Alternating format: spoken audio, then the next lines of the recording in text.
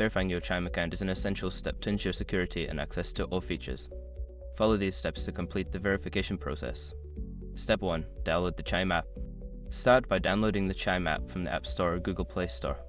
Once installed, open the app to begin the verification process. Step 2. Create an account. If you haven't already, sign up for a Chime account by providing your email address, phone number, and creating a password. Follow the prompts to enter your personal information. Step 3. Provide identification. To verify your identity, you may need to upload a government-issued ID, such as a driver's license or passport. Follow the instructions in the app to take a clear photo of your ID and submit it. Step 4. Link your bank accounts. Connect your existing bank account to your Chime account. This may involve entering your bank account details or logging into your bank through the app for verification. Step 5. Wait for confirmation. After submitting your identification and linking your bank account, wait for Chime to review your information. You will receive a notification once your account has been verified. Completing these steps will ensure your Chime account is verified, allowing you to enjoy all the services they offer.